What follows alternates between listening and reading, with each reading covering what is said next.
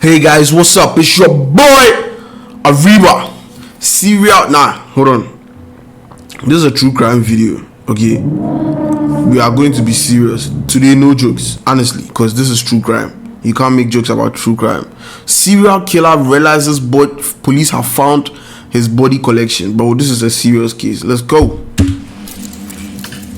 Totally cooperating. Just go back. Just relax. Sir, I will be very cooperative. Let's try that close. That's not you on the 27th, Free Line parking lot, Traveler's Rest. I don't think so. Look, man. Where's it? I don't know where that is. Yes, you do. It's not making sense. You're the last person to be in a vehicle you wiped out of a lady's missing. That sounds really tough. 28 years ago, this man kidnapped a woman and was sentenced to 30 years in prison for it. 3 decades later, 80-year-old Edna Suttles is spotted picking him up in a parking lot. This would be the last time Edna was at... The system is not working.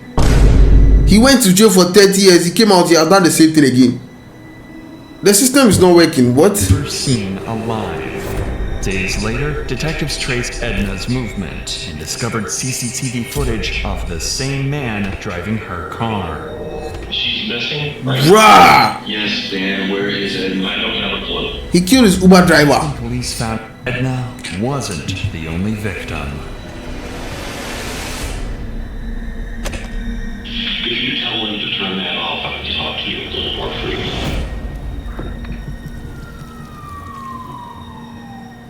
Sometime around 9 a.m. on August 27th, 80-year-old Edna leaves her home in Traveler's Rest to look after a friend. Hours later, 911 dispatchers receive a concerned call. Greenville County 911 was the emergency. A sitter was supposed to show up to stay with my mom today. Her name is Edna Suttles, and she didn't show up. This is not like her. She shows up like clockwork. So something's wrong. But this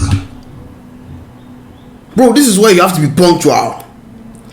This is why you have to be punctual, because if she was very lazy at work and she was not getting to work early, bro, nobody will even realize she's missing. Bro, I mean, she's very punctual. It pays to be punctual. Okay, she's still dead. Oh! Yeah, she's still dead, so I don't know if it really pays. What's going on with my life? Bro, was there a ghost over here? Bro, see, I don't like this. I'm recording video and then there's a ghost trying to fool with me. Yo! Stop fooling! was only the beginning of a long chain of mysteries. As officers arrived at Edna Suttles' home for a welfare check based on these reports, they received no response. There were no signs of a break-in, and Edna was nowhere to be seen. However, when police asked Edna's son, he pointed out that $50,000 worth of jewelry was missing from the home. More importantly, though, her car was missing too. If the cops could find that, they might be able to figure out where she had gone. This meant that finding Edna's vehicle would be the most instrumental step in this investigation, as it would give a clue about her last known whereabouts. Shit, bro, she's nice. She's a nice one. Oh, R.I.P. The hunt for Edna's car began, and 6 days later, it was found abandoned in the parking lot of a hotel in Traveler's Rest. This was odd, as Edna lived close by and didn't need to stay at a hotel. A check with the staff also revealed that no one under the name of Edna was staying there. So to get to the bottom of this mystery, the cops decided to try and trace back Edna's movement using CCTV cameras starting from her home. At 9:30 a.m., a camera at a nearby pawn shop captures Edna leaving her home and driving towards a local Food Lion grocery store. 9 minutes later, Edna arrives at the store to pick something up. A man approaches the vehicle with 2 bags in his hand and sits alongside Edna, who then drives off back to her home. 4 hours later, at 1:43 p.m., Edna's car leaves her home. Was she doing the guy a favor and he killed her? Damn. Does she know him? What?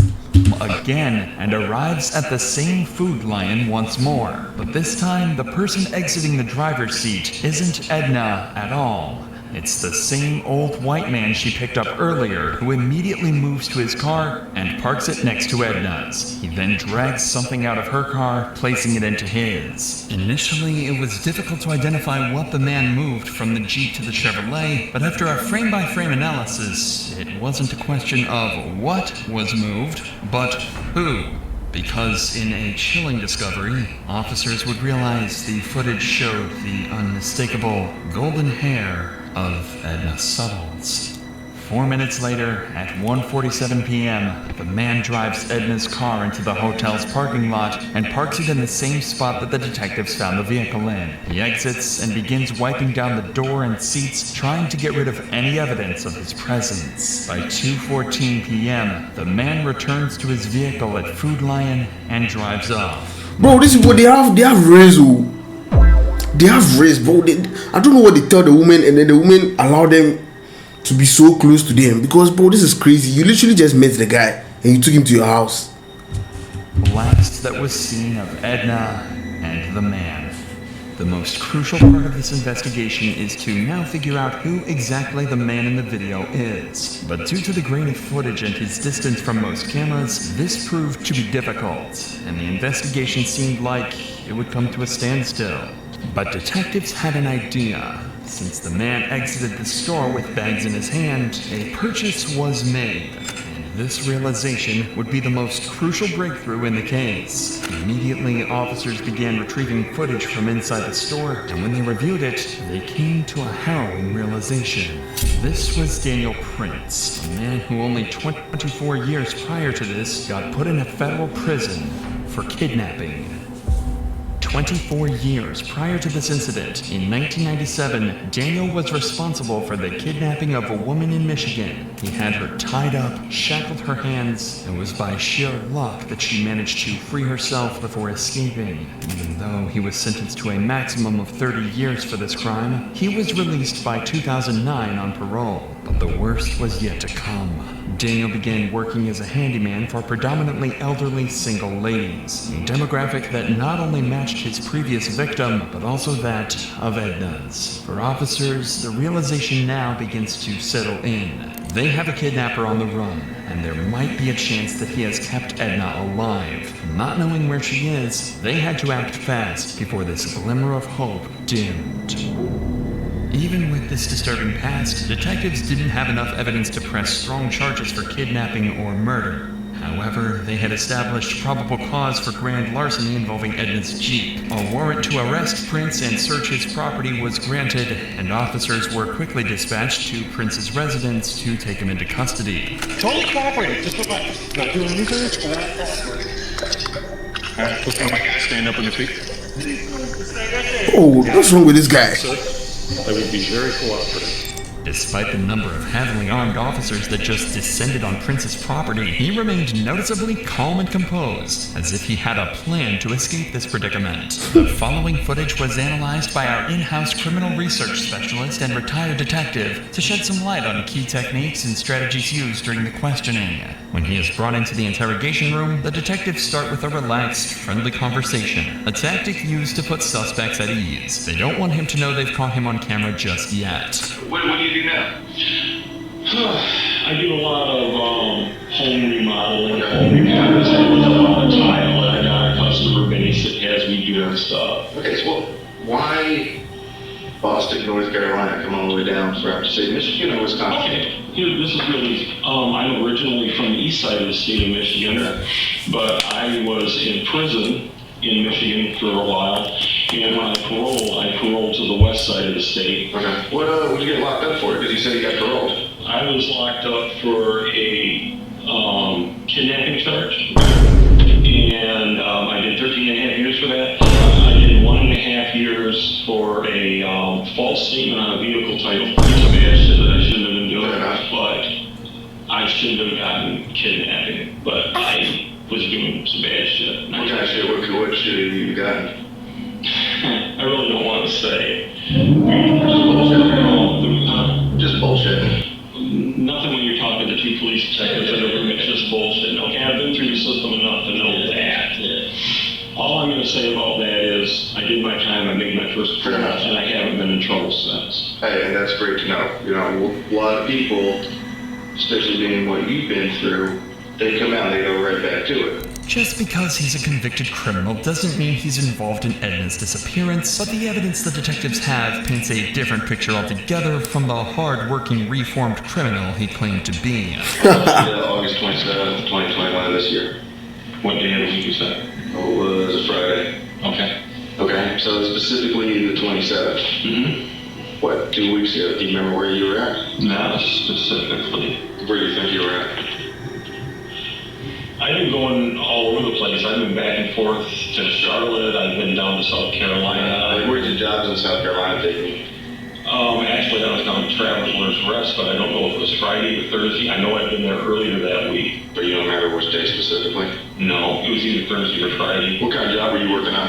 I wasn't. You wasn't? I wasn't. This lady had talked to me several times. I've been down to her house 2 or 3 times. We kind of got to be friends. This woman has so many damn problems, mostly her daughter. She would call me and have me come down there. Okay. She said she needed to have money at one point in time to help her daughter because her daughter was in jail.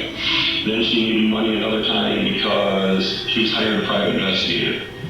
Because her son-in-law she taught me all kinds of stuff about it. We got to be pretty good friends about stuff like that. Okay. How'd you meet her initially? Years ago. Okay. Years ago, it was somebody giving me her name or number, or her my name and number. Here, the detectives are analyzing his...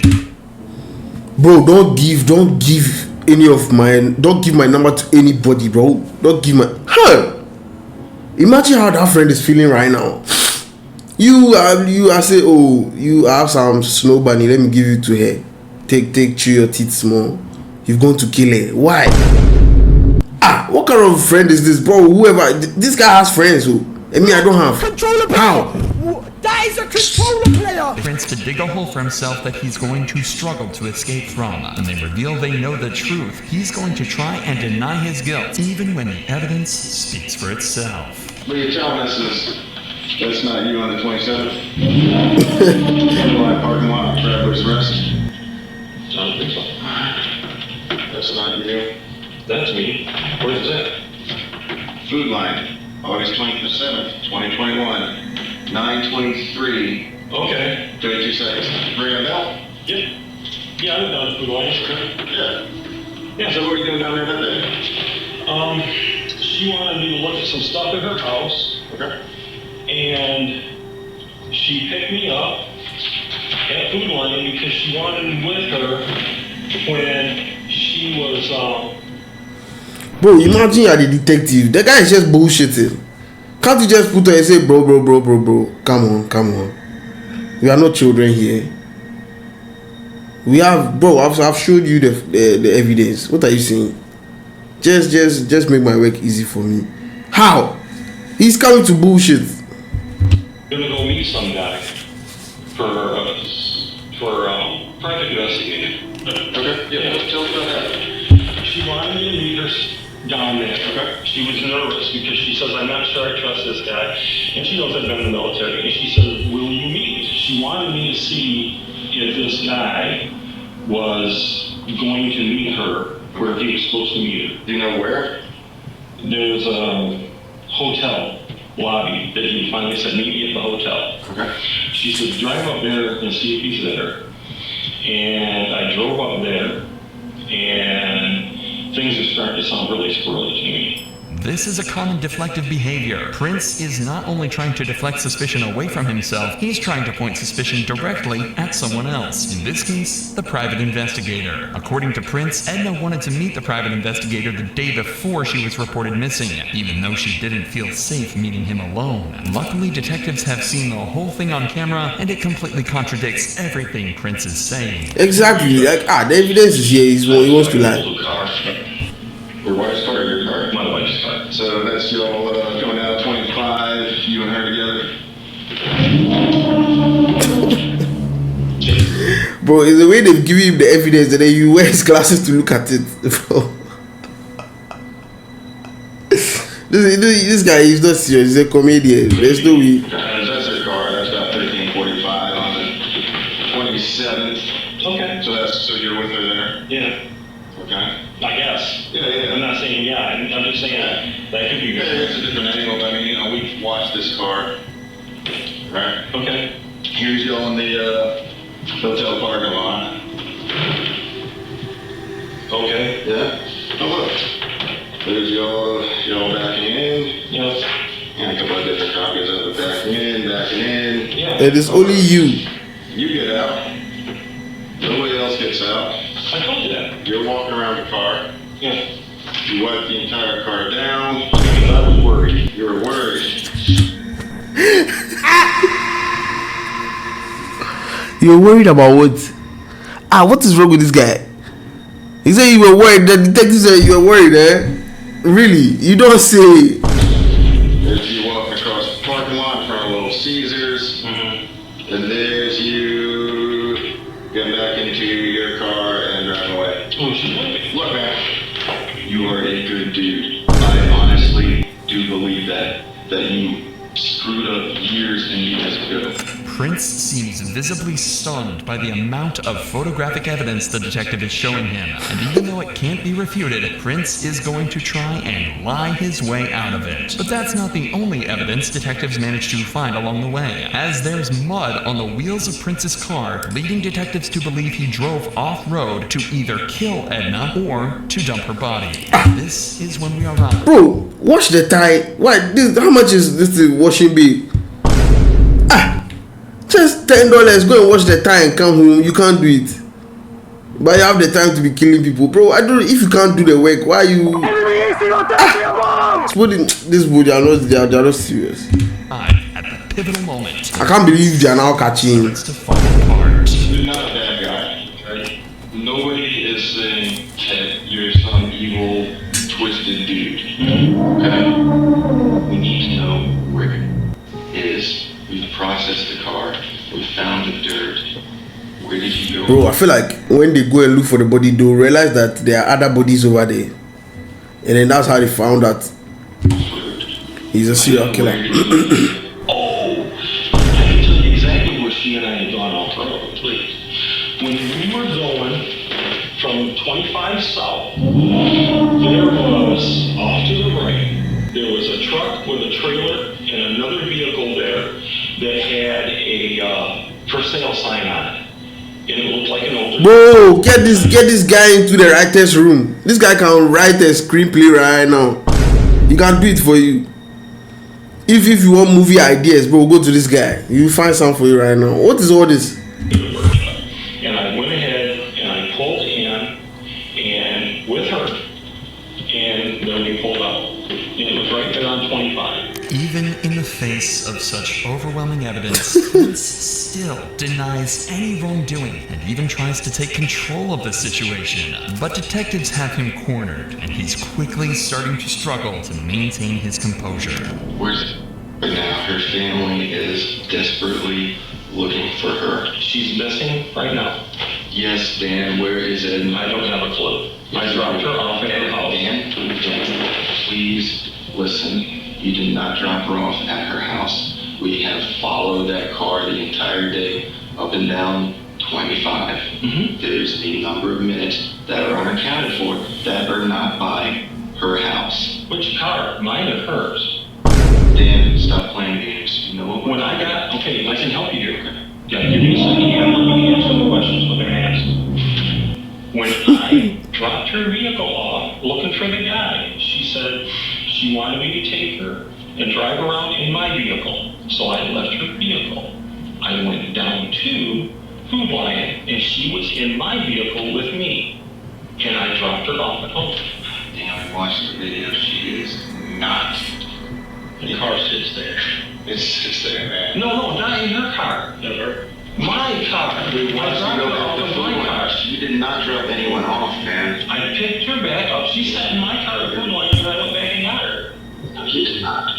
The detectives are beginning to apply more pressure on Prince, knowing everything he's telling them is a lie. But he continues to stay on the defense, even trying to brush off the fact that he might have destroyed potential evidence. I don't know where it is. No, I don't. Dan, Let's go back to why you wiped the car down. What? You were worried about what? The only thing I did was because I knew I'd been in and out of her car all the time with her. I'm like, there is no way in hell I'm going to just leave this thing here because she's got somebody that's after her. Prince tries to deflect suspicion again by suggesting Edna may have been in some kind of... Bro, who are the children? Bro, does he think that he's talking to this 3-year-olds? What is this? I don't like it when people try to... It thinks he has a big brain. Yeah, I can lie my way out. That's why I killed him. Bro. But he doesn't realize just how prepared these detectives are. Who would be after her? What do you mean by the detectives are prepared? They are not even prepared. It's evidence, hard evidence right in front of him. He's denying it. He said the detectives are ready for what? The guy with the truck, she said she didn't trust me. The PI? Yeah, the fellow she hired as a PI. His story's totally different. He can do the work for her. I mean, on the Sundown thing. I mean, we interviewed him. I mean, he had no idea. He didn't meet her.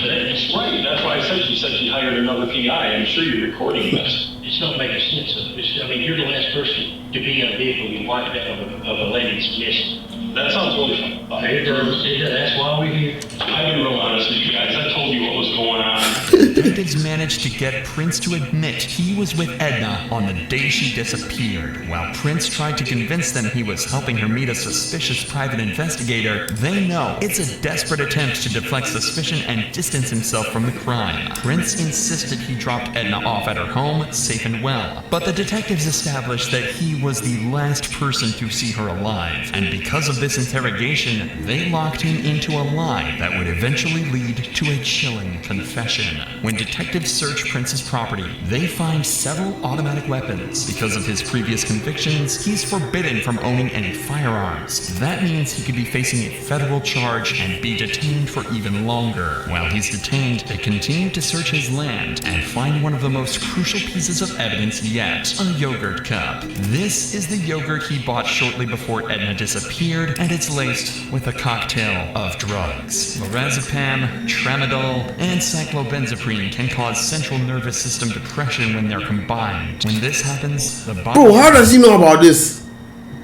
How does he know about this? Right now that bro, I need to blare it. No, you go and do it.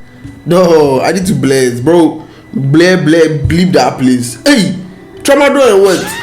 Logical functions slow down. People don't take notes. You're under sedation, exactly as Edna was in the parking lot when she was seen in Prince's car. After feeding her the laced yogurt, there's nothing Edna can do to stop him, and she's led away to her death at the hands of this sadistic killer. Prince begins to realize he's cornered and has nowhere to run, so they bring him back in for more questioning, where he makes a full confession as he admits to 3 more murders, including those of Lee Goodman, Dolores Sellers, and her daughter, Nancy Rigo. The first victim was Dolores. Daniel had euthanized Dolores Sellers at the request of her daughter, Nancy Rigo. However, Nancy began to have second thoughts and wanted to contact the police, putting her directly in the crosshairs of Daniel Prince, a mentally disturbed serial killer. Nancy Rigo was now his second victim.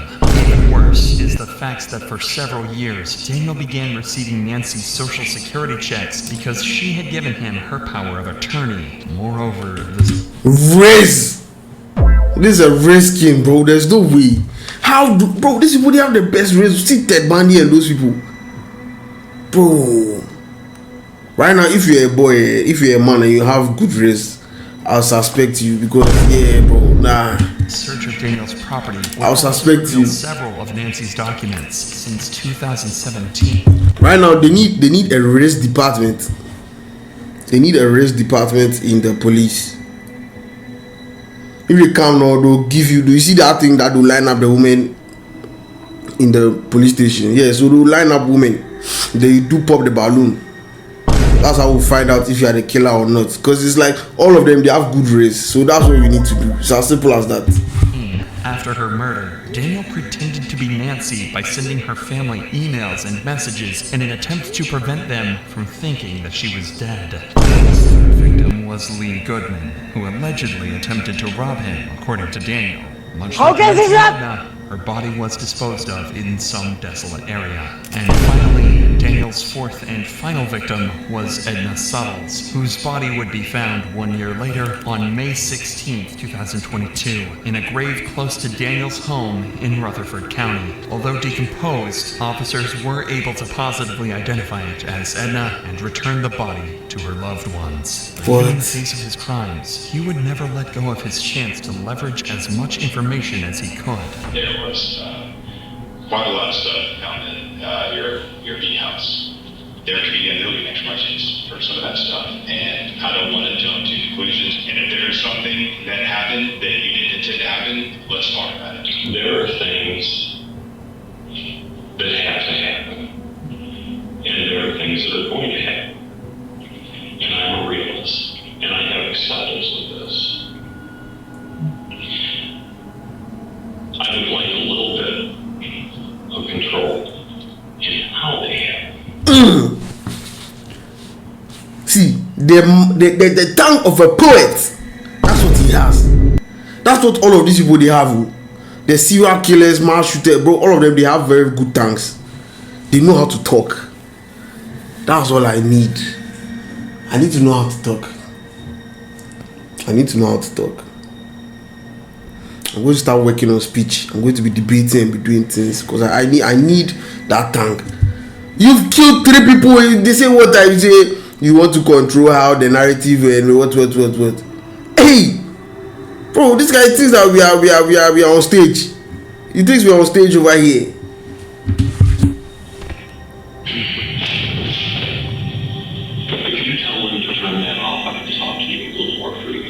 Look at him, oh. They should turn it off for it, so that me I'll not get my content. Bro, somebody should punch this nigga for me. Bro, see, punch this guy for me, otherwise the video is done. Give him a punch. One more. Prince makes a final attempt to take control and influence the outcome in his favor. Daniel Prince avoided a trial by making a deal with authorities. He would tell them about the location of Edna's body, and in turn, his case would go federal because of the better living conditions in federal prisons. Not only that, but he would also avoid the death penalty and instead receive a life sentence. One would think that the detectives were naive to turn off their cameras and not record Daniel's confession, but unbeknownst to Prince, the investigators keep the backup audio recording running after shutting down the camera. This is the chilling confession he made. Okay, let's put it this way. Wait. Everybody close your eyes and let's listen to this together. This is ASMR. We are going to listen to a poet. A person I was very good friends with wanted to do something to put someone basically out of their misery that was very closely related to them. That's one body. That person started having an extreme amount of guilt over this and decided they were going to go tell what had happened. That's the second body. There's a third body that I did not kill, and I knew that they'd be getting Social Security disability for the rest of their life. So I got rid of said bodies, for example, so that I could continue to use the car. By any chance, while you just get all this squared away, can you just help me get that closure for Edna's family? Not until I have this. I clam up like a clam if this doesn't go federal for everything. Bro, he made a deal. That's why they didn't give him the death sentence. Just because he had the information of where the bodies were. Damn. Bro, that's a wicked guy, bro. Nah, this video is sad. This video, I couldn't even do anything in this video because of how sad it was. Okay. I love every single one of you. You made it this far, bro. This video has been very long. If you made it this far and you watched to the end, type. What should you type? Type 50 pesos. Type 50 pesos in the comments if you made it this far. Brother, join the subreddit, join everything. Subscribe. It is what it is.